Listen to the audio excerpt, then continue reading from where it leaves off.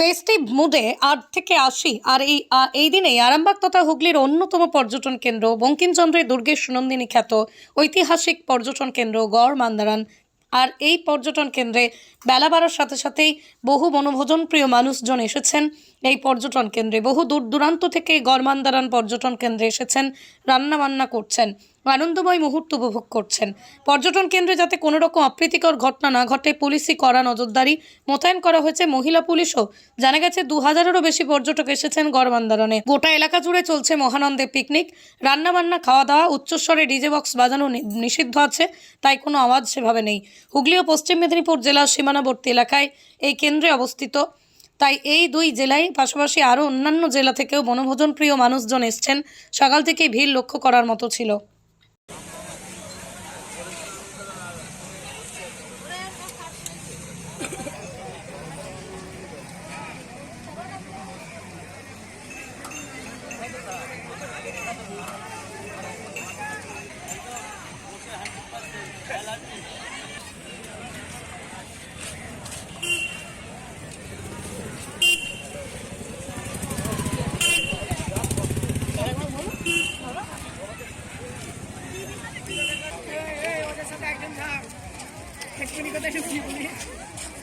লাইফে আমি আগে আসছিলাম বহু বছর আগে, তো এখানে আগে থেকে অনেকটাই উন্নত দেখছি।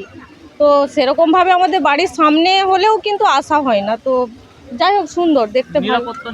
নিরাপত্তা আপাতত কি বলবো, এখানে সেরকম কিছু এখন পর্যন্ত মানে আমরা শান্তিপূর্ণভাবেই করছি। এবার এরপরে জানি না, শব্দদানব না, মাইকে সেরকম কোনো আওয়াজ নেই। ওটাই আমরা ভয়ে ভয়ে আসছিলাম বাড়ি থেকে, যে একটা মাইকের যে প্রচুর যে লাউড স্পিকার থাকবে, যে মানুষজন একটু শান্তিপূর্ণভাবে পিকনিক করবে, সেটার থেকে অনেকটা ভালো।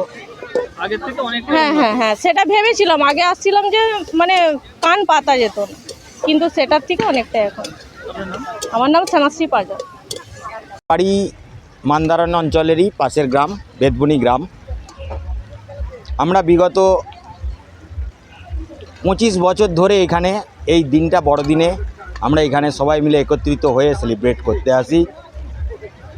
এই যে বড়দিনের খ্রিসমাস, আজকে সেই দিনটাকে আমরা নিজেদের মতো করে এবং পুরো গ্রামের যে সমস্ত আমাদের বন্ধুরা রয়েছে তাদেরকে সবাইকে নিয়ে, পুরো পরিবারকে নিয়ে আমরা একত্রিত হয়েছি আজকের দিনটাকে সেলিব্রেট করার জন্য।